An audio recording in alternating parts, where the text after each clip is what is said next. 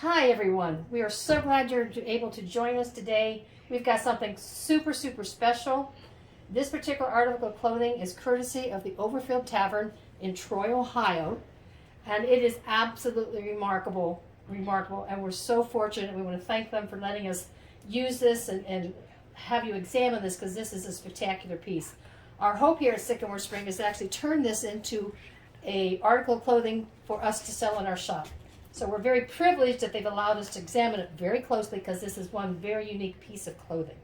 And I'm going to interrupt and say, over the course of this video, this is going to be very free form, and you are likely going to hear all four of the Sycamore Spring ladies. We are all together this evening, getting the opportunity to look at this article of clothing and handle this article of clothing, so we could talk about what it means for the period that we're looking at and what taking a pattern off of it is going to be like. And I've got to say, we've spent maybe 10 minutes with this, and there's been so much shrieking and overexcitement. It is really cool. So this will be, we're not quite sure what this video will be, but there will be a little bit of everybody. So we're going to be fortunate to handle this. Thank you to the Overfield Tavern in advance, and I hope this is a really cool piece. And we're really excited to be able to share it with you We're really people. excited to be able to share it with all of you. Now, Julia, she's one of our members here at Sycamore Spring. Julia, how old do you think this jacket is? Well, from the limited research that I've done, I am currently thinking that this is early 1820s, late 18 teens. The rest of you can help correct me on that date, but from the shape of the arms, from the double-breasted front, from the tails, I would say this is going from the teens into the 20s and not much after.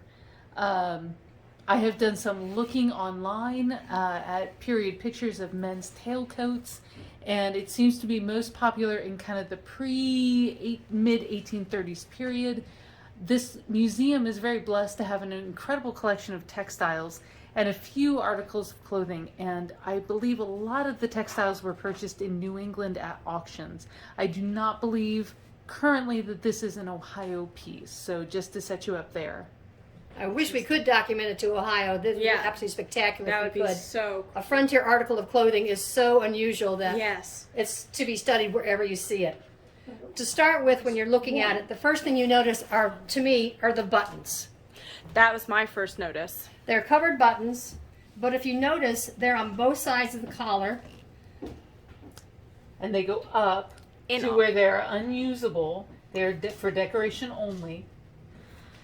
And only the two, I guess three over here on the left side or right side for the wearer are functional.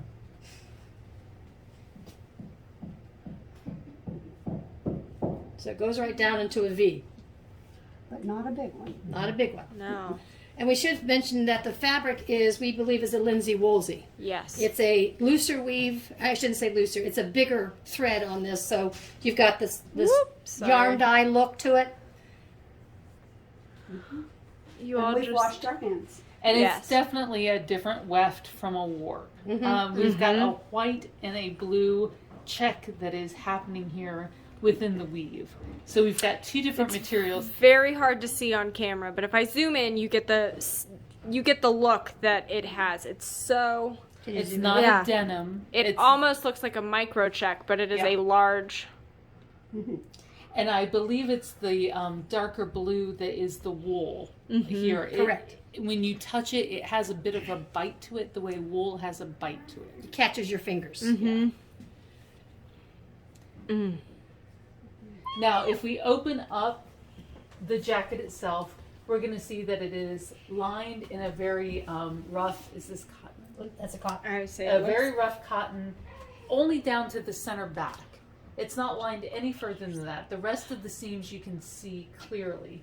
But yeah, it's half lined up at the top. It has a little bit of staining on it, which is, of course, not unusual for its age at, 190, almost 100 years or 200 years old. It's in such good condition. It's amazing the condition that it's in. It would be wearable today. Yeah. And it is interesting. Kitty and I were just discussing at length.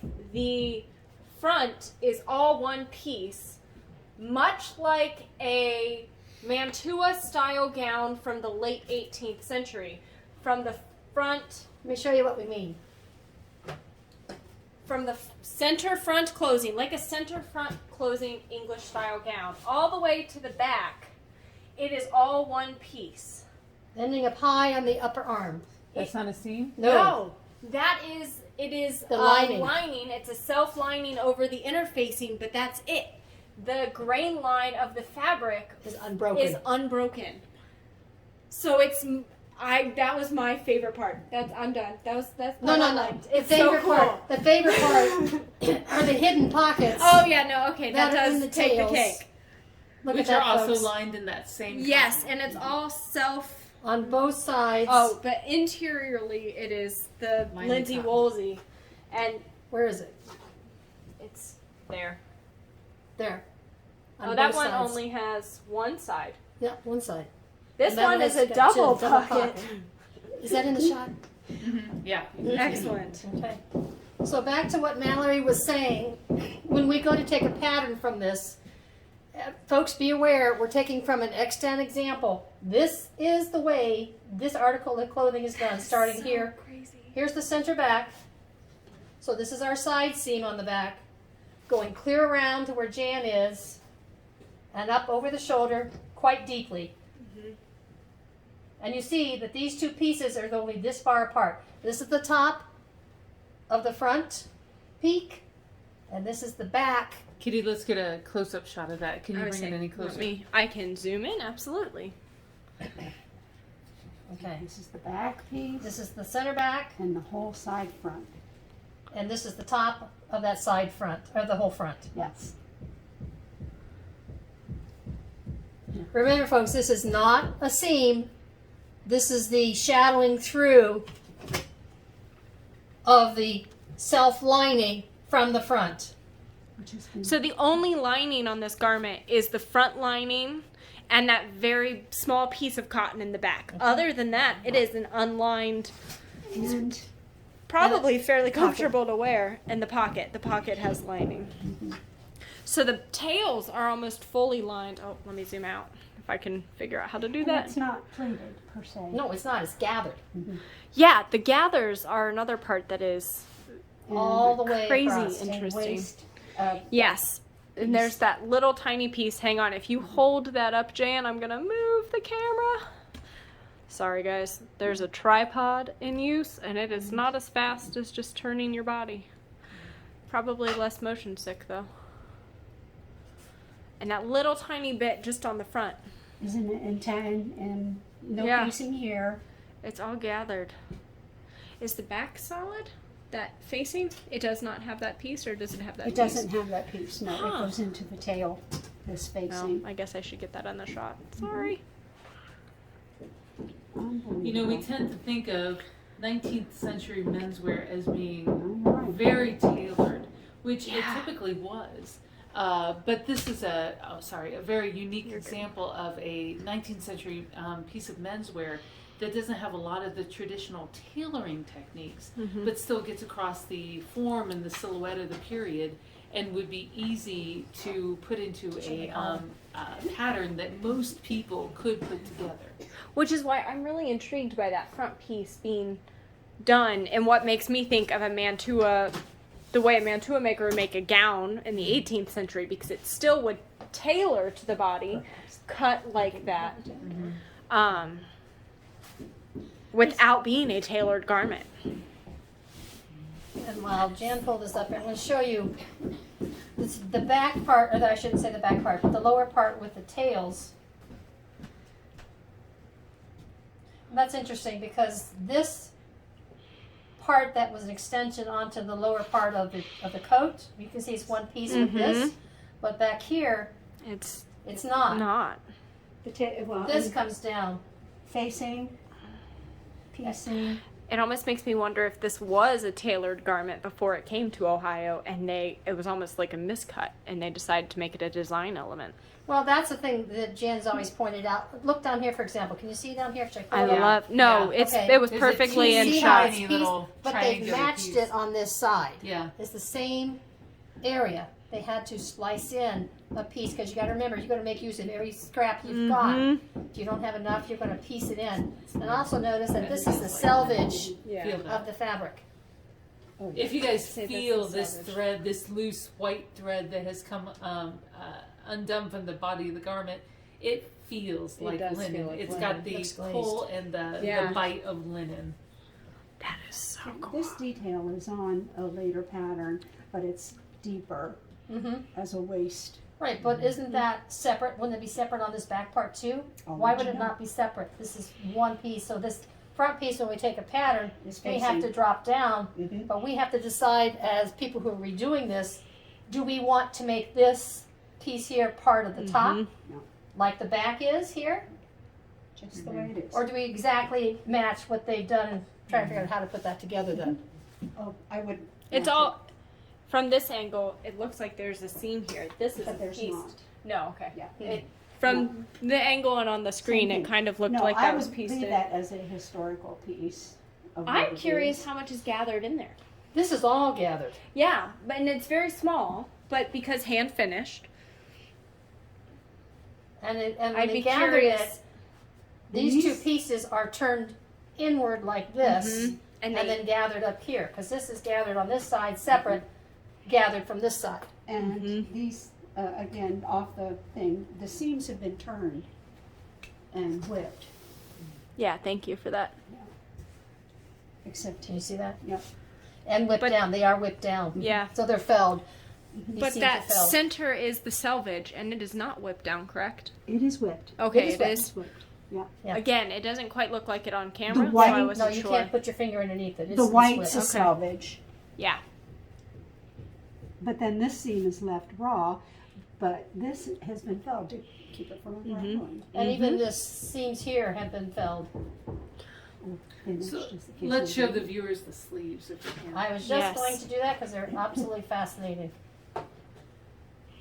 Jan, if you want to put your hand in there, just. These are two-piece sleeves, as most men's sleeves were at this time. They are curved, How much gathering is at the arm's eye? practically none. And I'm- That's what makes me think that it's an earlier garment rather than a later one. Practically that's a none. fair point. Yeah. And we've got these wonderful little cuffs on here. The cuffs are open. There are no buttons on them. They're not meant to be buttoned. They are meant to have a Just open. vent, basically, that opens over the hand. Correct.